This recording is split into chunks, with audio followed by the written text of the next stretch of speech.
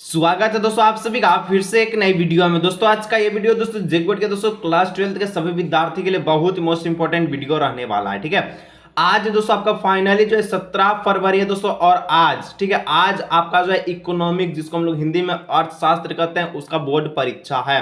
तो आज के इस वीडियो में दोस्तों मैं लेकर आ चुका हूं आप सभी के लिए जेक झारखंड विद्या परिषद एनुअल इंटरमीडिएट एग्जामिनेशन 2024 का क्वेश्चंस पेपर। ठीक है, जो आपको हो पाओ दोस्तों सेम टू सेम आपको इकोनॉमिक्स के आज के पेपर में देखने को मिलने वाला है क्वेश्चंस। ठीक है, फुल मार्क्स इसका 80 रहने वाला है। तो चलिए बिना देर के वीडियो को शुरू करते हैं। वीडियो पर अंत तक बन रहेगा, जितना सारा दोस्तों को जरूर से जरूर शेयर किया। चलिए वीडियो को स्टार्ट करते हैं।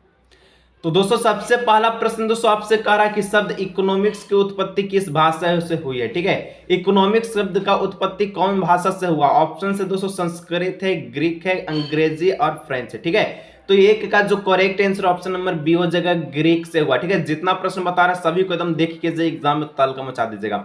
2 नंबर, एक उत्पादन संभावना वक्र का प्रत्येक बिंदु क्या प्रदर्शित करता? उत्पादन संभावना बोल रहा है, ठीक है, संभावना जता रहा है। तो ये जो वक्र है किस प्रकार का बिंदु को प्रदर्शित करेगा? ठीक है, तो दोस्तों इसका जो correct answer option number C हो जाएगा। ठीक है, आर्थिक रूप से दक्ष उत्पादन। ठीक है, चलिए आगे दोस्तों 3 नंबर, अर्थशास्त्र का जनक किस अर्थशास्त्री का देन है?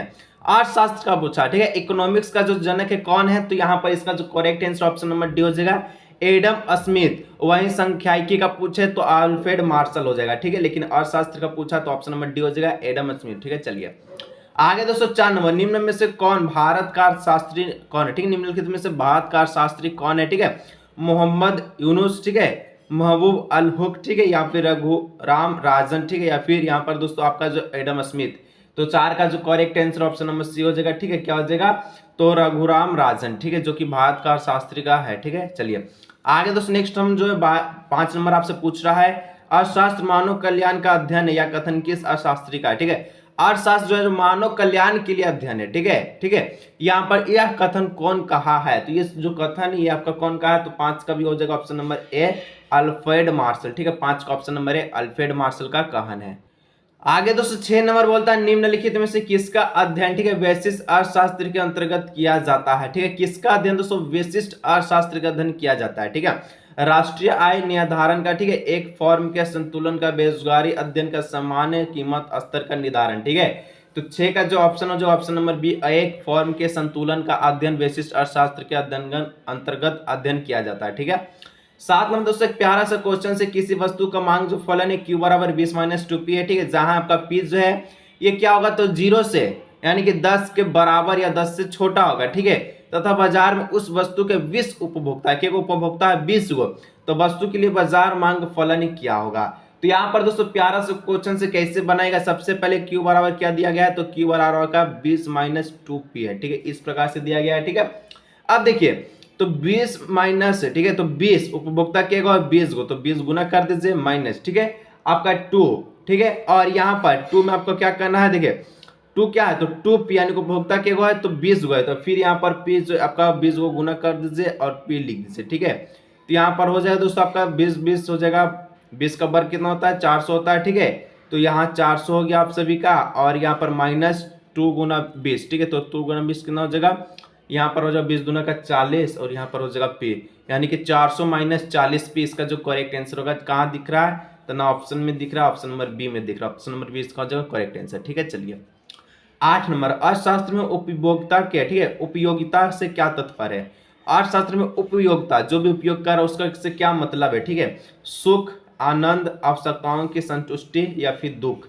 तो दोस्तों 8 का जो correct answer option number C हो जाएगा, आवश्यकताओं की संतुष्टि करना। ठीक है, संतुष्टि करना ही क्या होता है? अर्थशास्त्र में उपयोगी से कथन यानी तात्पर्य इसका मतलब बनता है। ठीक है, 9 नंबर कहता निम्न में से किसका मान ऋणात्मक हो सकता है, यानी कि माइनस का किसका चार्ज हो सकता है? ठीक है, नेगेटिव। औसत उपयोगिता का, ठीक है, औसत लागत का, कुल उपयोगिता का, या फिर सीमांत उपयोगिता का। तो दोस्तों माइनस दोस्तों हमेशा याद रखिए, ऋणात्मक हमेशा सीमांत उपयोगिता में लगता है। ठीक है, तो ऑप्शन नंबर डी हो जाएगा। चलिए आगे दोस्तों 10, संतुलन की आवश्यकताएं में, ठीक है, अवस्था में एक उपभोक्ता वस्तु के उपभोग के डैश उपभोगिता, ठीक है, उपयोगिता प्राप्त करता।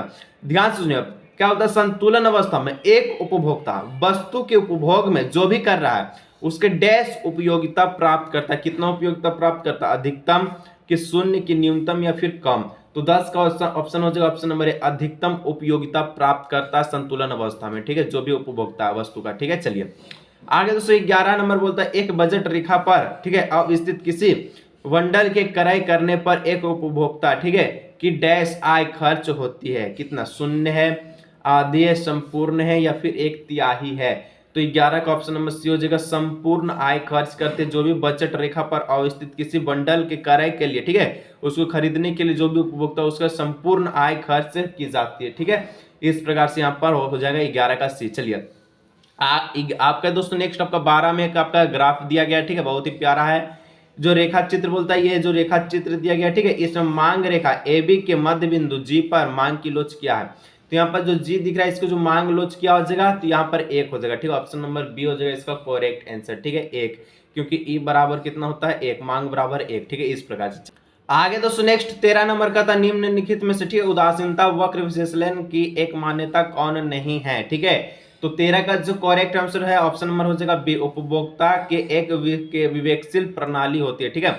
देखो क्या होता है, उदासीनता वक्र विश्लेषण की एक मान्यता कौन नहीं है, ठीक है। तो यहाँ पर देखिए जो 13 का सॉरी, ठीक है, यहाँ पर उपभोक्ता एक विवेकशील प्रणाली होता है, ये होता है उपभोक्ता का अधिकतम एक डिस्ट भी होता है, उपयोगिता का क्रमवाचक माप संभव तीनों होता है, लेकिन ऑप्शन ए नहीं होगा, ठीक है। यहाँ पर हम सोचे है तो यहाँ पर हम लोग ऑप्शन बी को चेक किए, लेकिन इसका जो सही मायने में जो आंसर ऑप्शन नंबर ए हो जाएगा, उपयोगिता की निगरानी की संख्या में मापा जा सकता है, ये जो आपका गलत कथन है, ठीक है। चलिए आगे दोस्तों नेक्स्ट ये आपका 14 नंबर का था, एक उपभोक्ता अपनी आय 20 रुपये को 2 वस्तुओं रसगुल्ला और गुलाब जामुन पर खर्च करता है, ठीक है। उसका पास 20 रुपया तो 2 वस्तु में खर्च करता है, एक आपका रसगुल्ला है, एक आपका गुलाब जामुन है, ठीक है, एक ही चीज खरीद लेता का, ठीक है। चलिए दोनों वस्तुओं में कीमतें क्रमशः 4 रुपया 5 रुपया तथा मात्राएं क्रमशः X और Y है, तो बजट रेखा का समीकरण क्या होगा। बहुत ही प्यारा सा प्रश्न, समीकरण पूछा। देखिए कितना पैसा था, 20 रुपया था, 20 रुपया में रसगुल्ला और गुलाब जामुन खरीदा था, रसगुल्ला में वो 4 रुपया दिया और आपका गुलाब जामुन में 5 रुपया, लेकिन ये कितना खरीदा आपको कुछ नहीं पता है, ठीक है।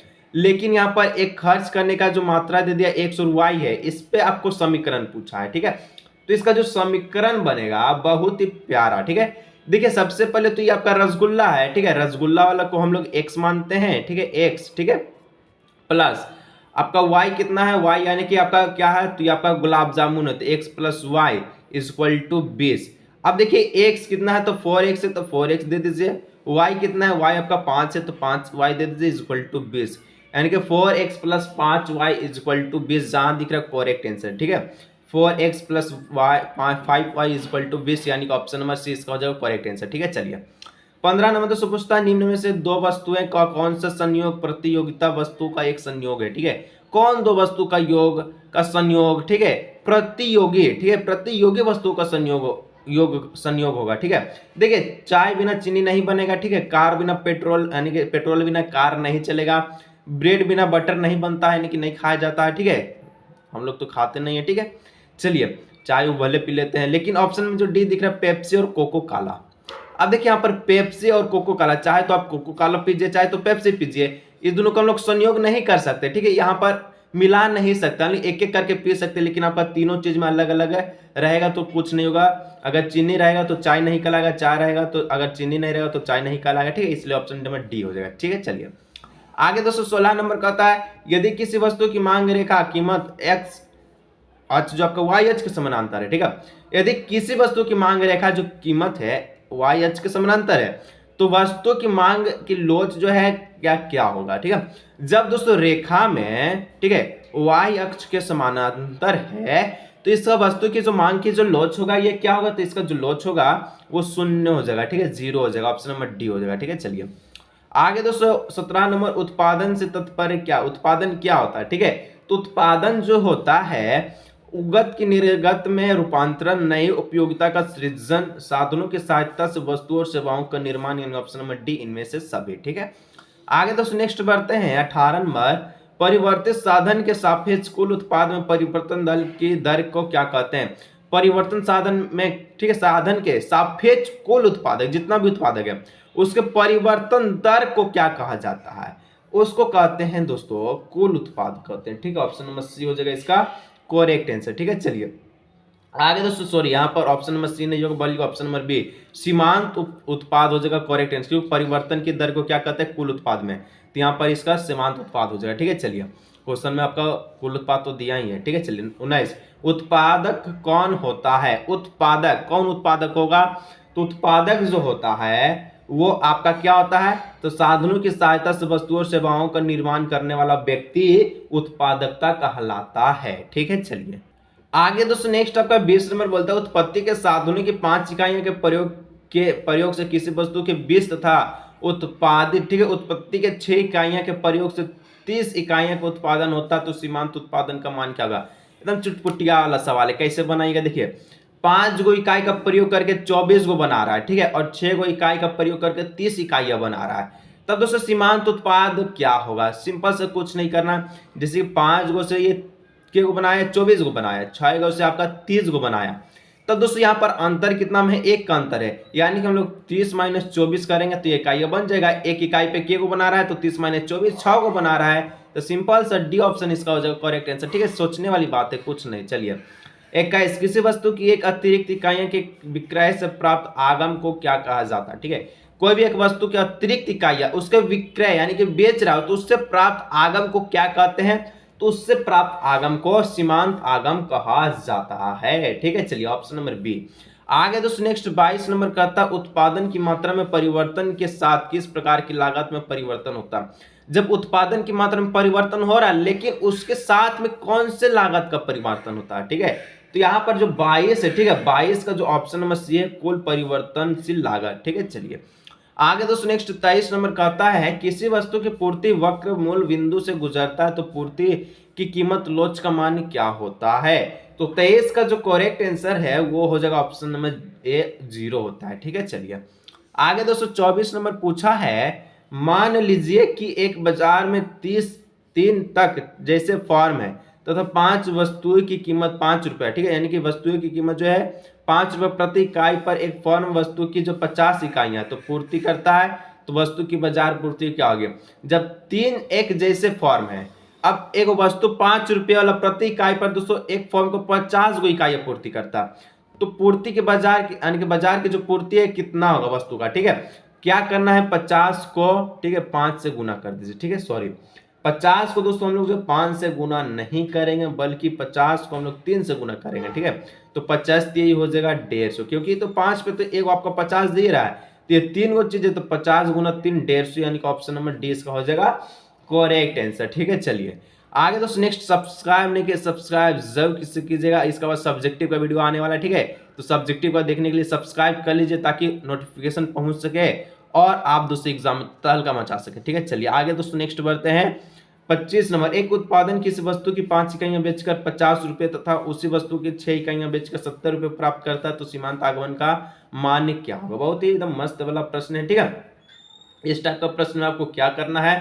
तो देखिए ये 25 नंबर का जो प्रश्न दिया गया है, ठीक है, इसमें आपको क्या करना है, देखिए सबसे पहले आपको पता है, ठीक है, आगमन सीमांत आगमन का सूत्र क्या होता है, वो होता है आप सभी का, ठीक है, डेल्टा प्लस आर। ठीक है, और डेल्टा क्यू इस प्रकार से होता है, तो डेल्टा प्लस आर यानी कि 70। ठीक है, यहाँ पर 70 हो जाएगा और माइनस में आपका हो जाएगा 50, तो 70 माइनस 50। ठीक है, और बट्टे में दोस्तों आपका क्यू कितना है, तो यहाँ पर हो जाएगा आप सभी का 6 माइनस, ठीक है, 6 माइनस हो जाएगा आप सभी का